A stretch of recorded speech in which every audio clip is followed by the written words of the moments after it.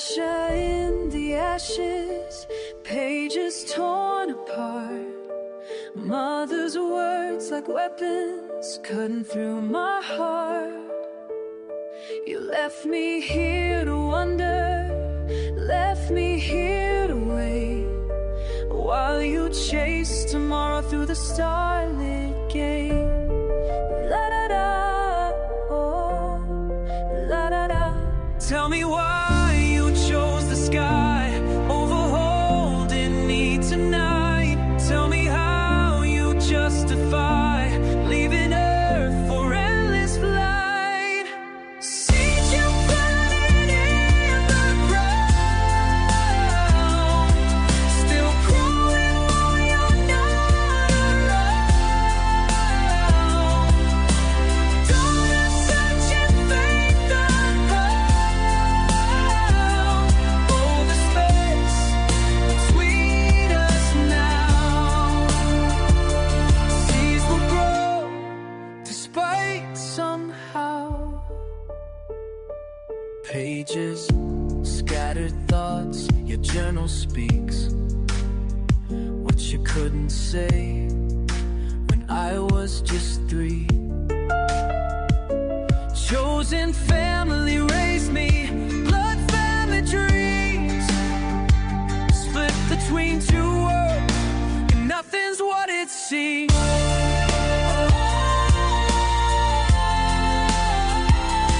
Tell me why you chose the sky over holding me tonight. Tell me how you justify leaving Earth for endless life. Seeds you planted in the ground, still growing while you're not around. Daughters searching faith unfound. All this space between us now. Seeds will grow despite somehow. Stars above, roots below. Which way was I meant to go? Your legacy, my choice to make. Earth or heaven, what's at stake? La da da,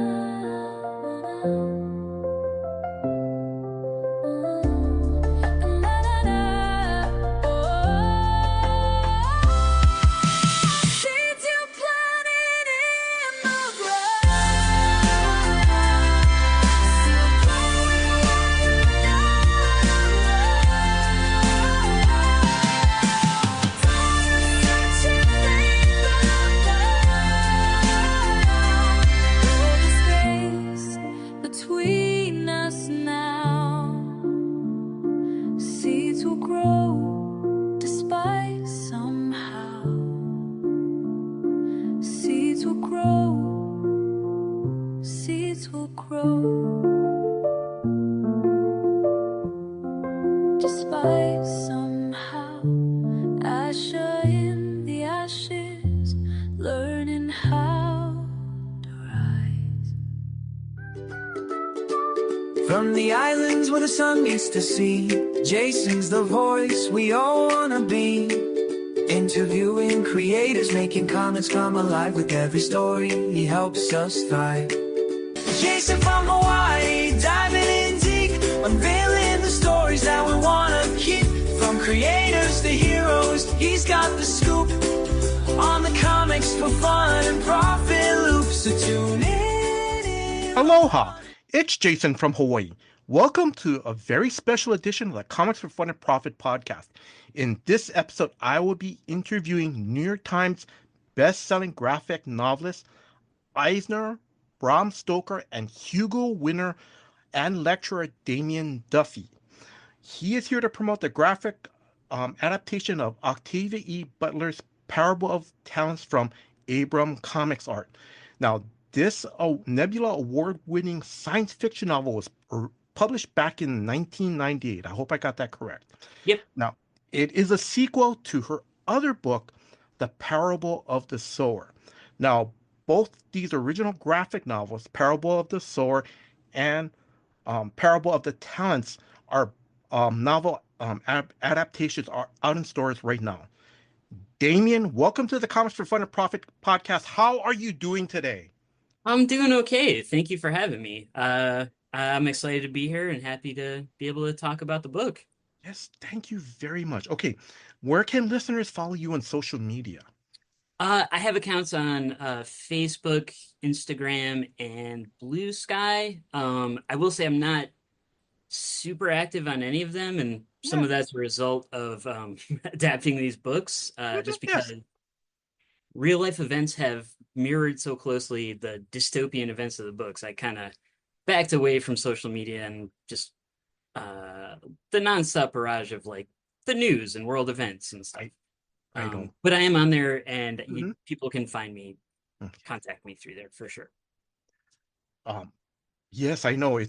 I read the graphic novel, um, and we'll get a little bit more into it. But I just want to continue. I just want to give a big shout out to Dustin Holland of Superfan Promotion. Dustin, thank you very much for all your hard work behind the scenes in setting up this interview and providing me a review copy. Thank you very much. I'm gonna ask, would you like to give a shout out to Dustin? Oh yeah, of course. Thank you to Dustin, who I've not actually met in person, but is very nice over email and makes everything happen. And I, yes, very much appreciate all the hard work that Superfan's been doing for us. All right. Now, Damien, I'm gonna just start off because um, I want listeners to know who is or who was Octavia E. Butler, the African American science fiction writer. Yeah, so Octavia Butler was the first science fiction writer to win a MacArthur Genius Grant. She won the Hugo, the Nebula, um, any science fiction award you could get. She was really the first successful Black woman science fiction writer Mm-hmm. in the United States, and also just kind of a genius researcher. And that's one thing you can kind of take away from both Parable of the Sower and Parable of the Talents. The way she constructed a believable future world Yes. was entirely based on just her research of her present day Mm-hmm. understanding of the world, understanding of politics and circumstances. Yes. But yeah, and also she was just like a writer's writer, like worked incredibly hard to make her stories as kind of seamless and impactful as possible. And yeah, so myself, John Jennings, and for Parable of Talents, the layout artist David Brame, we've all been very fortunate to work with Butler's estate. Unfortunately, she's no longer with us. Mhm. And we've been lucky to have these adaptations published through Abrams Comic Arts. Yes. I also want to add to that a little bit about her background story was she was raised by her mother because her dad died at a young age. Um, you know, and while growing up, she read Asimov science fiction magazines. I mean, this is amazing, you know. And one of the things that when I looked up, her background was um, that she was taking a class taught by legendary science fiction writer Harlan Ellison. Now Oh yeah, he's not because I've read articles, I've read his interviews, and he can be curt and blunt, and I've heard he can rip people apart. I never met him, but I had seen footage of him talking stuff, and of course he was a very polarizing figure Yes. in science fiction. But yeah, so that was the Clarion Writers Workshop where he taught her, and he was really influential in encouraging her work and getting her earliest work published in his anthologies. Yes. And I mean, Octavia really must have impressed him to have him go, hey, you should continue on. Yeah, yeah. And as you're saying, like given how blunt he was as a critic of literature or of everything Yes. really, the fact that she was able to, as a very like young writer, is just starting out, able to impress him. If you're aware of Ellison's kind of legend, then that kind of tells you how serious a writer Butler was. Yes.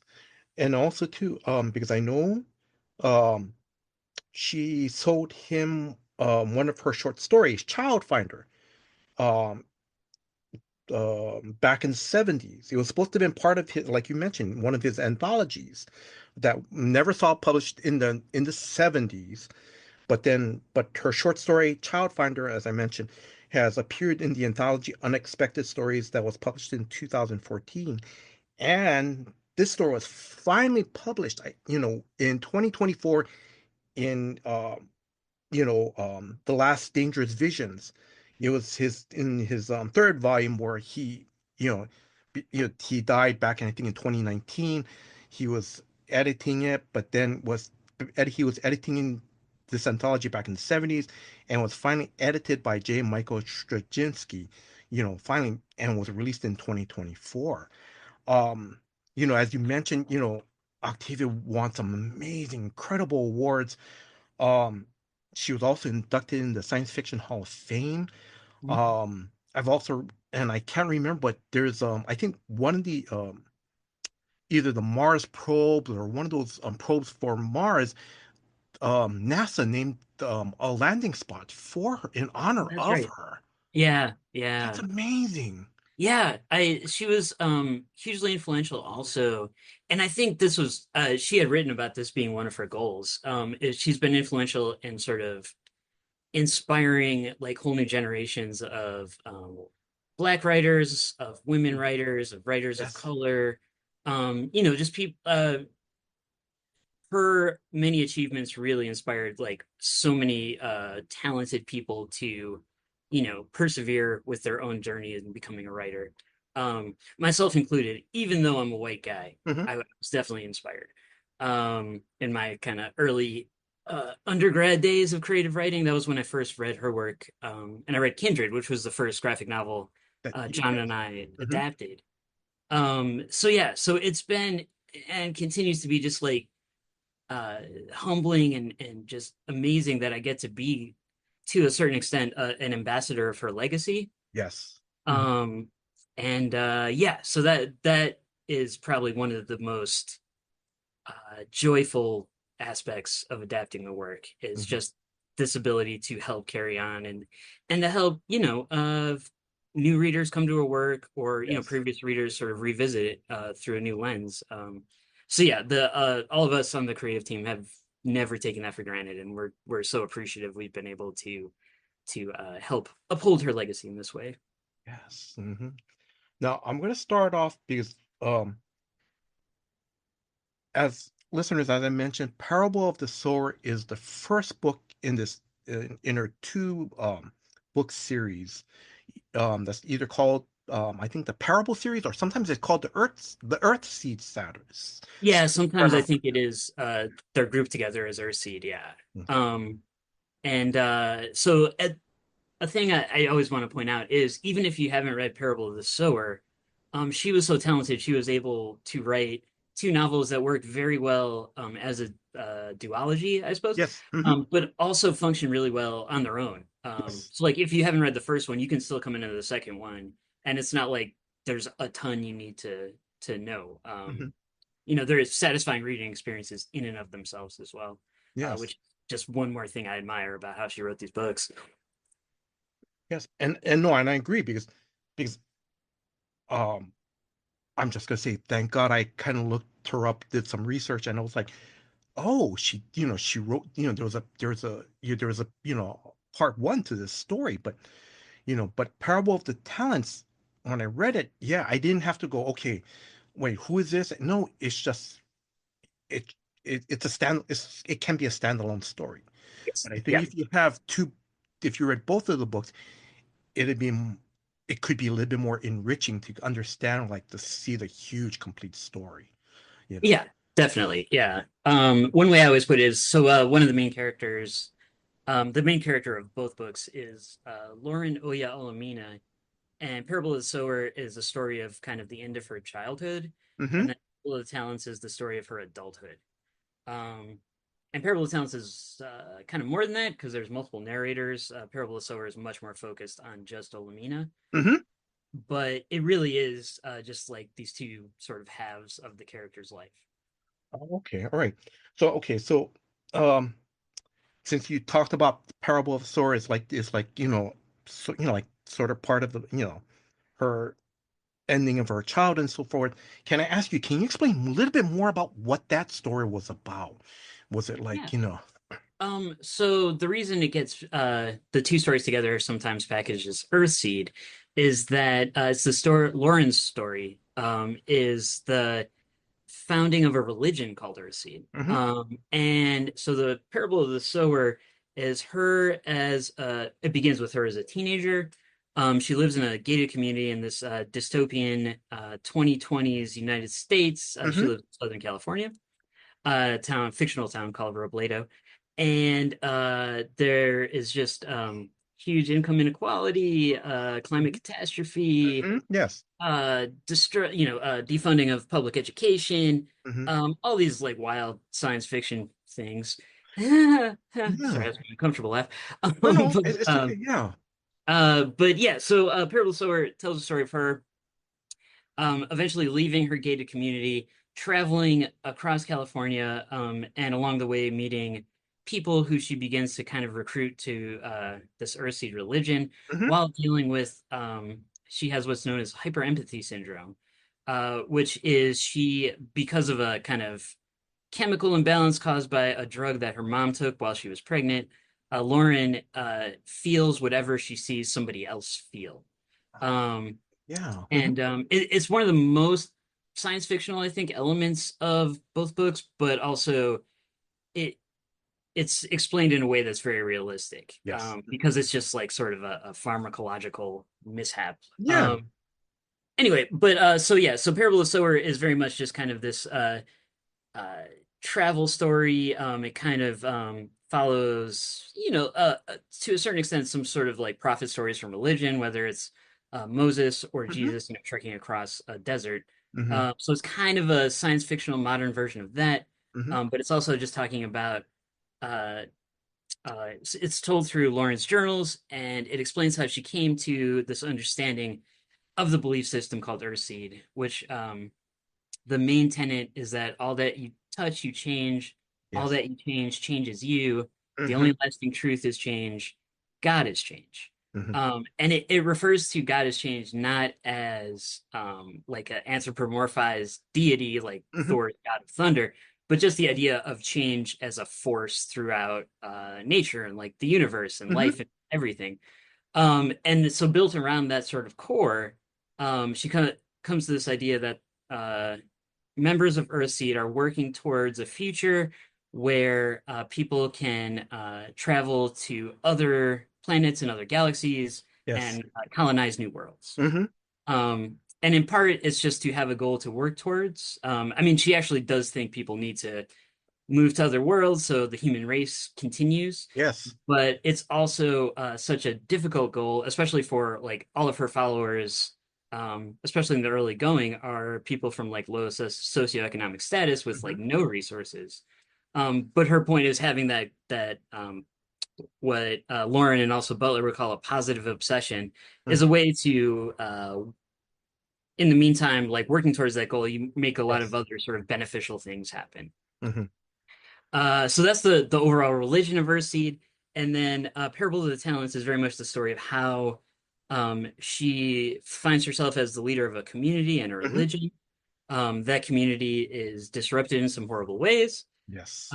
including uh, the rise of a kind of fascist president hmm who comes to power under the slogan "Make America Great Again," which was it was originally a Ronald Reagan Yes. slogan Yeah. that and Butler again based all this on just sort of meticulous research.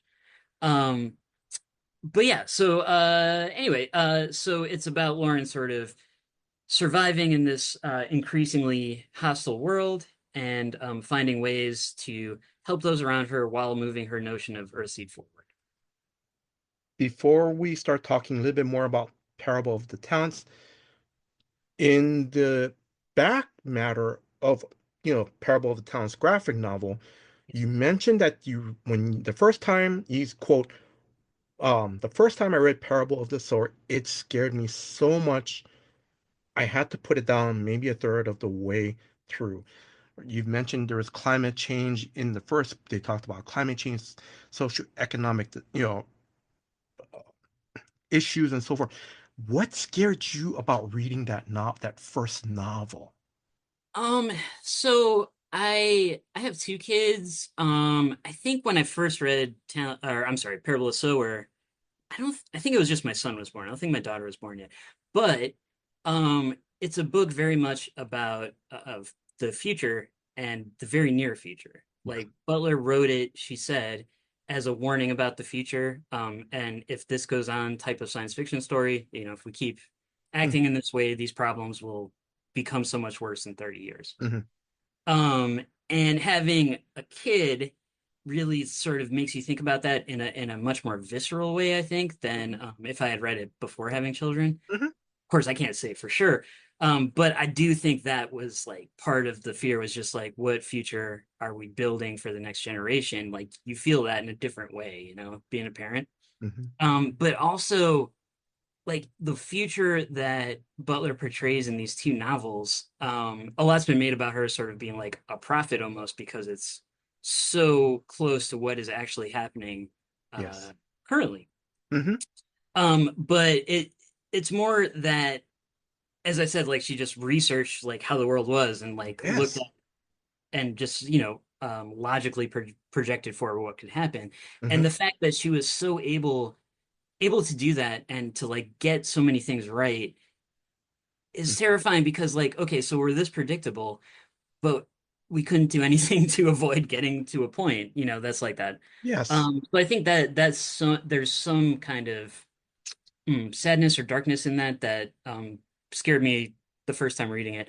Also it's just the first half of that book is just a masterclass in raising tension because there's just like increasing attacks on the community, and sort of just things getting increasingly worse. Mm-hmm. And yeah, it's just that feeling like kind of Cassandra complex of feeling like I know something bad is coming. I know it's going to happen. No one Yes. seems to be reacting appropriately. Yeah. Yeah. Um, Mm-hmm. and yeah, so I think all of that was sort of bound up in what scared me off the first time. And I have to admit, when we pitched doing the two parables books, I hadn't finished reading Parable of the Talents yet. Mm-hmm. But in my head, I'm like, well, it can't be darker than Parable of the Sower. Yeah. Turns out it can. Yes. Oh my goodness. Yeah. So anyway, all of which is to say, I think it was just that how close it is to real life and how much she saw things coming Yes. was the thing that really sort of made me have to take a step back the first time reading it. Mm-hmm. Because now, um, let's start talking about. We already started talking a little bit about parables of the talent. I just want to put a quote out there that Comics Beat had said about this graphic novel: an epic sci-fi story, a survival guide, and a spiritual roadmap. I think that's I think that's very true. It Oh, is. thank you. Yeah. Thank you. And thank you to the reviewer at the Beat too, honestly. Um, yeah, it's been odd talking about the book right now Mhm. because I do feel like a lot of people are like, well, she saw the future coming, so what's the next step? And I'm like, I don't know that I have the Yeah. answer. No, yeah. But there is that sort of kind of importance over that hangs over the book that yeah, I've felt has been present in just all these discussions. Yeah. Um, Hmm. but yeah, I don't know if that was really answering any questions, but No, no. that's something I've really noticed talking about the book No, in because the other thing 2025. is, like you said, and I'm making this clear to listeners. I told Damien, I'm not gonna grill you or anything, please. Because I Feel read free. this book. It's very deep, it's very Yeah, dark, but yeah. yet there's hope in here. But there's underlying messages too. And I think what's good about how you adapt it, and I have to say this, what's good about Octavia's right, I've never read the book, But for you adapting the graphic novel, and it must be in her book too, is that she's not coming out with a sledgehammer going climate change, political, no, Right. it's she still is telling a science fiction story. And there's the message inside there where it's all wrapped up in a science fiction book because you still need to have the drama. You still need to have that action. It's Oh yeah. like I mentioned to you, and I'm sure you may have seen it in my when I sent you my questions. What Yeah. it's like the original Star Trek episode, A Private Little War. Hmm. Gene Roddenberry wanted to talk about the Vietnam War, but he can't just go, plan in Vietnam, plan. Right. It he disguised it in a science fiction story. You know. Yeah. And I mean, and I think that is really important to talk about with these books with Parable of Talents, especially, is it's, that's the world it takes place in, but it's not didactic in any way. Mhm. Like it's very much just kind of this epic family story Yes. um told across mainly the 2030s, but really several decades. Hmm. And it's very much about a mother and daughter who are estranged, and Yes. sort of the feelings that come along with that. Um, and that, yeah, so and I'm glad to hear that the adaptation, the sort of hard-won hope that's in the book and in Olamina's overall story, Hmm. and really Asha Vere's, I'm never sure I say it out loud, overall story, who's her Lauren's daughter and the other narrator. Yes. Um, but yeah, so like I think if anything, um, if there's like I don't know that there's a message exactly other than like as Butler said is sort of a warning for Hmm. how the future will play out. But it seems like always the best thing to do is just sort of build strong community ties, Hmm. uh, and to just kind of help where you can. And Yes. just it's a simple idea, but I think expressed quite beautifully in her novel. And I'm glad to hear that the graphic novel sort of carries that over successfully. Yes, because I think that's because, like you said, um, because we can have all these huge themes of the politics, the environment, and so forth, but it boils down to just basically people and communities. Yes. People helping each other. That's what, and because that's what when Lauren has her community, it's called Acorn, and that's what it is. It's a community. It's a self-sustaining community, which is impressive.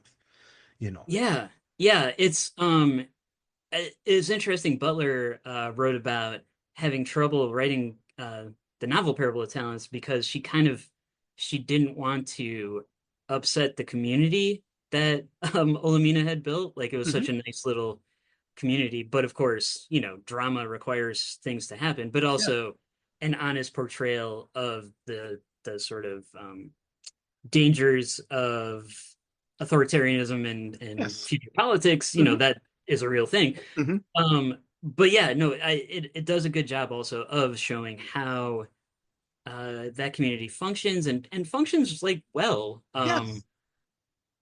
despite sort of the circumstances of the outside world. Hmm. Yeah. And then and also too, like the other thing too is that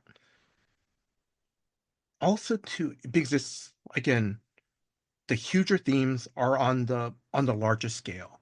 The Yeah, community is more on the medium scale. But then also too, but if you strip all that away, it's a mother and daughter story too. it is. You know. Yeah. So there's kind of a framing device, Yes. both in the novel and in the graphic novel, though we kind of interpret it a little bit differently in the graphic novel, where Asha Vere, Lauren's daughter, is kind of narrating or revealing stuff about her mom's life Hmm. through her mom's journals. But Asha's speaking from a future perspective where Lauren has already died, and Asha is a Yes. grown woman, and she's kind of a content creator for virtual reality environment because it's farther in the future now. Yeah. Which we took as license to really have sort of more experimental visualizations of the sections where Asha takes over the narration of the story, Hmm. as opposed to Lorna's story is very grounded and sort of ground level Yes. realistic, Yes. so it wasn't as sort of fantastical. Hmm. Um, and I feel like that contrast, I hope in the graphic novel that the contrast in the visual storytelling really sort of sells both the chasm between the two characters, but also Yes. sort of their shared interest in telling a story and sort of capturing their family history and Yes. making it visible and real, and maybe helping other people who have had their own family sort of dramas to deal with. Because, and Damien, you can correct me if I'm wrong. Yeah. Excuse me. Because um when, and I'm hoping I'm pronouncing, is Asha, Lauren's daughter, Yes. because in the like the first page or two, Yep. she's very angry and resentful towards her mom. Yes. But then, but the amazing thing is that she's telling her mom's story, and we get to learn who her mom was. But along the way, she's also learning who her mom was. Now, I don't want to spoil the ending, but already, you know, Yeah. Yeah. and but like you said, it's, you know, hopefully if somebody reads this, they go, yeah, there's a rift between me and my parents, me and my dad, or me and my mom. How can we try to fix this before it's too late? Late. Yeah. No, I think that would be, I mean, that's a very sort of small lesson, I think, to take from the book that I think is really important. Hmm. And it's such a compelling story too, because like even if you've read Sower, like if you've read Sower, that's all from Lauren's perspective. Hmm. So you come into this book already on her side to a certain extent. That's true. Yeah. But even if you haven't, I think just sort of seeing Lauren's kind of strength as a character and as a community leader and sort of just kind of a human, like a Hmm. badass human. Hmm. Um, uh, you're on her side. So a lot of like Asha's a very difficult character because like I think initially as a reader you tend to be like, why are you being mean to that's my protagonist, right? Yeah. But Butler amazingly makes it where you can see everyone's side, you know. Yes. You may have a character you agree with more than the other, but they all make sense. Their motivations make sense. Sort of their estrangements make sense, and it's beautifully frustrating because Mhm. you want that catharsis, you want the happy ending. Yes. Um, but Butler was not going to lie to you, so you're not Yeah. going to like the way you want, That's true. but in a way that's honest, I Yeah. think. But the thing is, I think, but that's good too, because, and I'm just gonna, I forgot to write his name down. Marcus also is Lauren's brother. We're not Yeah. gonna talk. I don't want to spoil what happens to No, him, no, but I of all the characters, he's the one I have the most trouble having empathy for. yeah, because He makes me mad every time. yes. But even him, like he goes through all his own like traumas. Hmm. So you can completely also understand his perspective. Yes. But even at the end of the day, he crosses a line for me where I'm still, you can tell I'm still mad at this fictional man, Yes. and I Yes. always will be. Hmm. Which is, a testament to a great character, but ooh, like Hmm. you could have just done one less bad thing, Hmm. kept a secret. It makes me Yes. mad, and then I will never get over it. But yeah, So I'm sorry, listeners, you guys have to read this book to find out what me and Damien are talking about. But the other thing I want to point out too, that you mentioned that Octavia wanted to be honest. She wanted to, because, you know, um, because there's no real fairy tale happy ending. There at the end of the book there is hope, yes, but the thing is that there's no real happy ending, because families are, sometimes it works out, sometimes it's just what it is. And yeah, and yeah. and she just presented it that way. It's just what it is. It is. She really knew, and I mean, a lot of it is just like hard work, right? She Hmm. wrote so many drafts. She was working on these things for years, researching them for years, Yes. but she really was able to make a story that you can't find fault in. You can't be like, oh, like it stays with you no matter what because it is so realistic. Because um, the pain, but also the hope in the book is so applicable to real life because it functions the way it does in real Yeah. life. Hmm. Um, so yeah, I think above all else, that's like I hope if people get anything from the book, I hope they do see that there is hope uh, Yes. in persistence, even if it's not like the satisfying, cathartic Hmm. hope of like a fiction. Yes. Hmm. Um, One now as I've mentioned, we've talked about that this book was written back in the 90s. Like you said, that Octavia had wrote many drafts. I'm sure she was you can tell me if I'm wrong because you Yeah. worked with her estate, but I'm sure she's probably started to write the drafts probably during the Reagan era and going, Yes. like yeah, she's going, okay, these other things have happened authoritarian have happened in other countries. What Mhm. happens if it happens here in America in the future? Yeah. That's Yeah. So a lot of it it began with Reagan, like Parable of the Sower, when she was writing that, especially. hmm That's when Reagan was around, and she was very staunchly opposed to like pretty much everything Reagan was doing. hmm And then I mean, like if you look at what followed with George Bush Senior hmm and then Clinton, you still see the same kind of ideas of kind of yes, corporatism over all else, profit over all else, yes. moving away from any sort of public good or kind of civil governance. That's slow slide. I mean, you can see how she figured it out hmm because it is observable through you know all of that history. Um, but also for talent, she spent a lot of time researching Germany in the 1930s before the Yes. rise hmm of the Nazis. So yeah, I hate to. There's that saying of history doesn't necessarily repeats itself, but it often rhymes. hmm I'm paraphrasing. There's a better No, way no, to say yeah, it. no, But but hmm yeah, but you can also read this and see some very disturbing similarities, the same way you can read history books and see some very disturbing similarities to the current presidential regime and yes. what they're doing. hmm And that's just a fact, I think.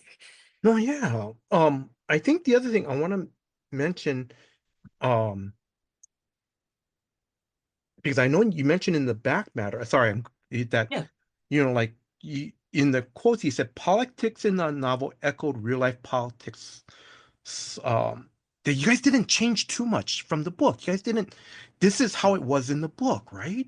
Yeah, no, I mean, it, yeah, like we had talked back and forth about the potential of like having more sort of visual references to like Mhm.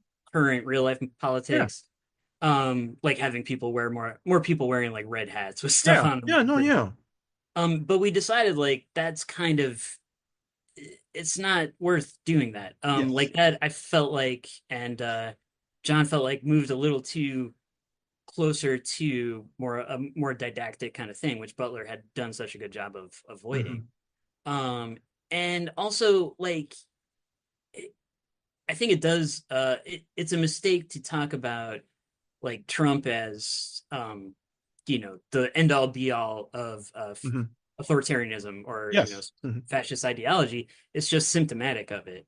yeah, And allowing the story to just sort of exist as its own thing yes, and maintain that kind of universality in the specifics of what Butler wrote. yes, That seemed really the best way to approach it. So and for that reason, like we tried not to make a huge deal out of him saying "Make America Great Again." It's just yeah, this one more word balloon, but the parallels are pretty much there if you want to draw them. yes, And they were unintentional mhm, then, so we didn't want to add our own sort of spin. yeah, That seemed to not be in service of translating the story from prose to comics. hmm And with these projects, our job first and foremost is always to sort of try to transplant the authentic kind of spirit of the original story yes, into our chosen medium. hmm because the other thing, because I'm glad that you guys just went along because you like you said it's in the novel, and we're going to present it like this. We're not going to add anything because the other thing, because it makes the story timeless. Yeah. And case in point, I'm going to say like, I'm sorry, I know I'm kind of going a little bit off track, No, go but for it. like because there's that TV show in the 1970s, Emergency, the Mhm. paramedic program and stuff like that. Yeah. What's so timeless about it is that they still talk about, you know, about, people, people need real, life-saving emergencies, so forth, blah, blah, blah. Sometimes Yeah. people make false calls because, hey, I got a cut on my finger, so I have to call you guys. That Right. happens today. Yeah. But the good thing about that made them that show still timeless is that they really stayed away from any of the jargons from the 70s, like, hey, what's up, man? And dynamite. They don't do that. So it's still Yeah. timeless today. Yeah, you can run into trouble when you're trying to sort of capture the moment, Yes. especially in a medium that will exist beyond that moment, I think. Yes. Hmm. Um, so yeah, yeah, that's exactly right. Like that's the kind of thing I think we were also, not that there's anything like, I think there are some like great things to be done in more kind of timely, Yes. specific, where like editorial cartoons, for example, and Tellness, who just won the Pulitzer Prize. You know exactly what she's talking about. And it is very of the moment, and it's important that it is. So it's just a different type of storytelling, but this works best for what Butler was doing, Hmm. what we're trying to reproduce through comics. Yes. Um, so since I was talking about how, about the how, you guys basically, your novel was basically you guys took everything pretty much from the novel, Yeah. adapted to the graphic novel. I'm going to ask you, how closely did you and John work with Octavia's estate? Like, did they have to like give you notes, like, no, no, no, let's not do, or can you? Um, I mean, we've been really lucky that we've done this three times now. Okay, yeah, that's yeah. Which so I think there were more kind of intermediary steps with the first adaptation of Kindred, where they, uh, I think, signed off on a draft of the script and then kind of rough sketches, and then finished art. And really, even with Kindred, um, they had very few notes, which is just a testament to not just my work, of course, but John and our Mm-hmm. editor for that book, Sheila Keenan. Mm-hmm. We all worked like really hard to do something none of us had done before, which Mm-hmm. adapt Octavia. And at the end of it, they really didn't have notes for us, which is sort of unheard of, Mm-hmm. which made me breathe a huge sigh of relief. Mm-hmm. Um, so with Sower and Talents, I think there were a few less intermediary steps where they signed off on stuff. Mm-hmm. But I know definitely the publisher would always keep them in the loop, Mm-hmm. and they would see certain drafts. But at that point, that was something like the editor and the estate. Mm-hmm. It kind of works at that level. So I haven't had a huge amount of interaction with them like throughout the project. Mm-hmm. But in the meantime, I have met, for example, Octavia's cousin, who I think kind of runs the estate, and then also Marilee Heffert's Octavia's agent when she was alive, and now the estate's agent. Yes. Mm-hmm. But I've been lucky enough to get to meet with them and talk with them at like various events. And they've always been just very supportive and complimentary of the work. I also want to mention for Parable of the Sower and Parable of the Talents, we had kind of an editorial consultant in Tanana Reeve Dew, the famous horror writer. She teaches a class on Parable of the Sower every semester, I think. Wow. But we wanted someone who was very knowledgeable of the books, just to kind of double check and make sure we were doing the originals justice. Yes. So we were lucky that Abrams could get her to do that. And it blew my mind. She had like no notes either. Mm-hmm. I was like, are you sure? But she really just wanted to talk about the story Mm-hmm. more than anything. Yeah.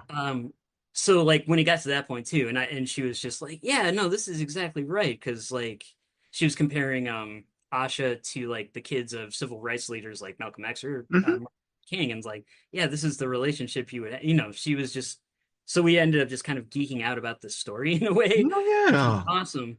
Um, but it was also great to know that I had done the job correctly. Hmm.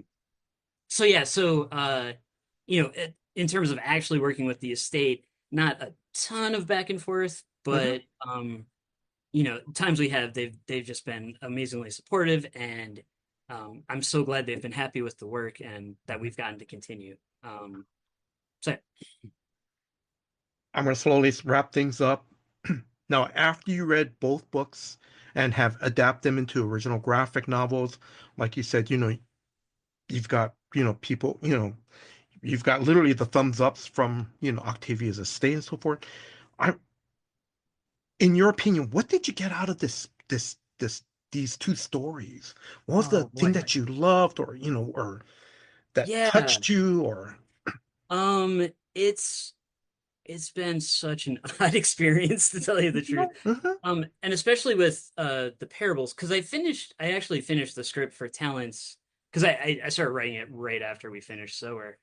So I finished the script for Talents in March of 2020, Hmm. which, as you may recall, a bit of a tumultuous time. Yes. Um, and it was really weird because like the night pretty much finished the script. I think there was a little polishing I did after, but the night I pretty much finished it, I was in Pasadena, where Butler's from. Hmm. John and I had done an event for Sower at the Huntington Library and Museum, where her personal papers are. Yes.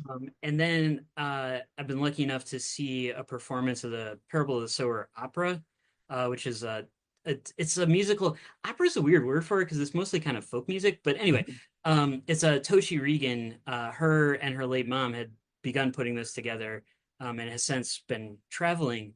So I'd done all that, and I went back, and the hotel I was staying in was across the street Hmm. from Pasadena Community College, where Butler went to school, and I finished the script, and I was just, at the time, I'm like, oh my, it's such a relief to be, at least finished with the draft and have it out Yes. there. And then I flew home, and I felt like I finished writing about the parables and kind of went to go live in them with the pandemic and the Yeah. lockdown. Hmm. Um, and then there was, obviously quite a bit of time because of many different reasons that before the book got finished. Hmm. But so I've been sitting with it for a really long time, trying to come up with good answers to these questions, and the answer is I don't know, No, man. that's. No, no. Well, it's like in some ways I'm so thankful I was able to do it Mhm. pre-pandemic, because I do feel like kind of just emotionally and intellectually like barreling through all of the trauma and Hmm. darkness and ultimately hope, but there's a lot of stuff you go through to get there. Hmm. I felt like I was much more grounded and less prone to anxiety than I would have been otherwise once the pandemic rolled around. Hmm. Yes. So like that was kind of an amazing thing that it took me a long time to realize. I was like, normally I think I'd be freaking out like way more about this. Hmm. And I think honestly, I think this work helped me through that. But at the same time, there is a lot of darkness in there and a lot of trauma that it's not exploitative. Yeah. It's realistic, Yes. but it adds this kind of sadness to everything. Hmm. And especially like looking at the news and the sadness of like, oh, that's just like what she Yes. wrote about 30 years ago. Yeah. That as much as I feel a bit emotionally stronger from those books, there's also that just weight of knowing that she was so right, and Yes. it doesn't have to be this way. And just trying to figure out, what is my role in sort of helping move, hopefully, away from the more destructive impulses Hmm. of American politics and American life. So yeah, long way around to say, still not like a bit conflicted. But I Yeah. guess that's ultimately a testament to the complexity of the story as well, and Yes. how applicable it is to, it's not like I will have hyper empathy syndrome ever or anything. Hmm. Um, Hmm. it's like just being able to sort of live in that mindset for quite a while, and kind of think through those things and think through how to visualize those things. I think I'm a maybe a better person for it. No, Maybe yeah. that's not for me to say, Hmm. but I'm definitely I it's made me think in a much more nuanced terms, and I think ultimately has made me more hopeful for the future than I would be otherwise. That's true. That is true. I'm sorry, I know we're No, pretty take much your out of time. Can I ask two more yeah. questions or Oh, please, yeah. okay. All right, because I want to start lightening this up a little bit. Oh, we Any can. any convention or bookstore appearances in this year? Yes. Well, I will be at the East Coast Black Age of Comics Convention in Philadelphia on May 17th, so coming up pretty soon. Which is awesome. I haven't been there in quite a while. I went several years ago. John and I were nominated for a Glyph Award. Mhm. Um, and then what other than that, I don't know. I will be at the Brooklyn Book Festival in September, Okay, yeah. which is also exciting because I've never been to that event before. And I will probably be doing a signing at a local bookstore here in Champaign, Illinois, called The Lit, but I don't know when yet. I Okay, just yeah. emailed the owner. But yeah, I think that about covers everything so far. But if people have ideas of where I should go and who I should be talking to, like let me know. All right, thank you. Um, Fun question. Have you and your family been to Hawaii? We have not and would Ah, love to go. okay. Oh, okay. All right. Um, Last question. Any closing words to our listeners? Oh man. Thanks for listening to this and please check out the graphic novel and check out Octavia Butler. And if you have never heard of her before, that's okay. Many people have not. And uh part of what I'm lucky enough to do is to let more people know about it. So even if I was not trying to sell a graphic novel, which I totally am, Yes. um, you know, uh ch if nothing else, check out an Octavia Butler novel. You will find new ways to think and new Yes. ways to feel, and what more could you want from literature? And then also, I just want to, once again, shout out my partner in comics, John Jennings, who Hmm. did the final illustrations on the book, and our layout artist for Talents, David Brame, who really helped us get it done and out into the world. And I hope people um, find find some, I don't know if entertainment or meaning, or find it to be a worthwhile reading experience. I think I think that's more as a worthwhile reading. It is. Thank you. Damien, mahalo. Thank you in Hawaiian. Thank you for your time. Thank you for giving me an opportunity to interview you. My Yeah. pleasure. Thank you, Jason.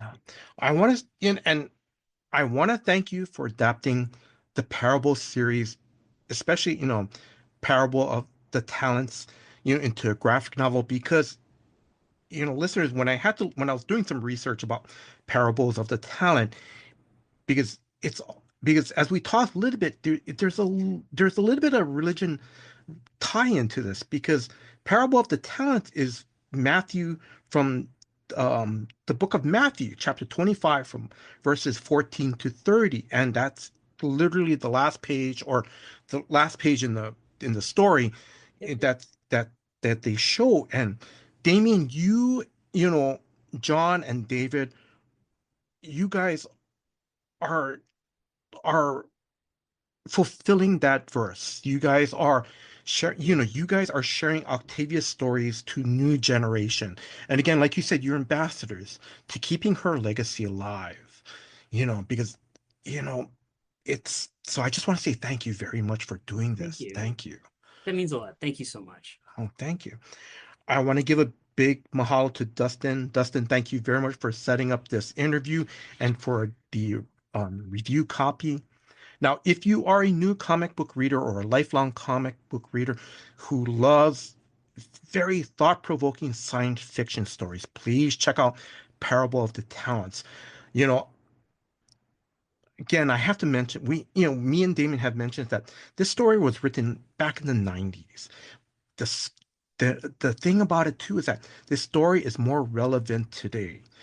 Even though the story is very dark, is very bleak. As Damien says, Octavia has done so much research that, you know, she put a lot of thought and effort into this book.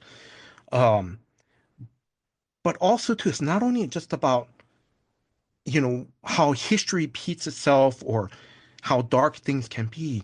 It's about bottom line, it's about people helping each other. It's about family, and also that there's always hope. Not not fairy tale hope, not a fairy tale ending, but there's hope, you know. I want to thank Drew, the co-host of Comics for Fun and Profit, for putting this episode together. Drew, thank you very much for all your hard work behind the scenes. And if you are a new listener, please check out new episodes of Comics for Fun and Profit that comes out every Saturday. And I want to thank you, the listeners. Thank you very much for your time. Thank you for listening to this episode. Until next time, guys. Aloha.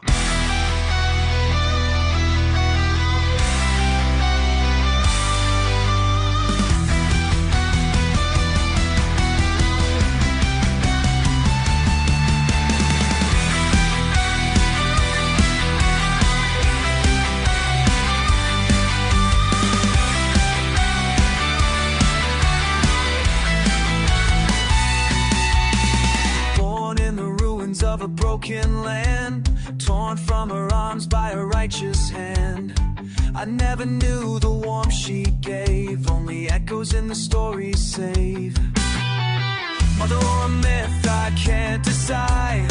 Her name is dust the tyrants tried to hide, but in these pages scorched by flame, I find the embers of her name. She said, shake on, shake the stars.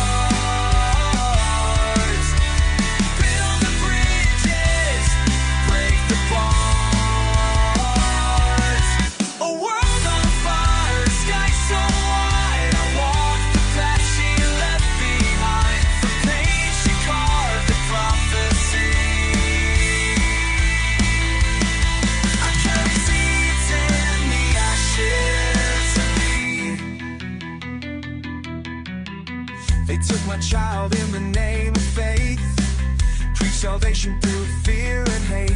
Well, earth said come to silent glass, and your face you. Oh, you took my child in the name of faith, preach salvation through fear and hate. But earth's seed grows in silent cracks, where no one thinks to look or ask. I dreamed of ships and foreign skies, second chances past goodbye, but dreams are cruel when hope is thin. Still, even stars must first begin. Shine like the stars, build the bridges like the bars.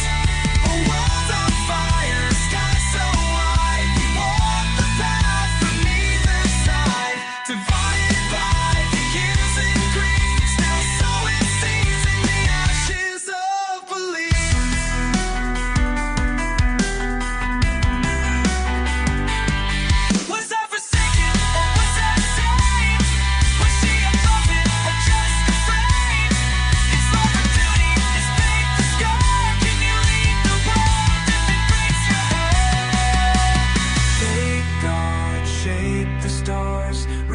Your voice beyond the dark. Let the future hear our names. Let the fallen rise.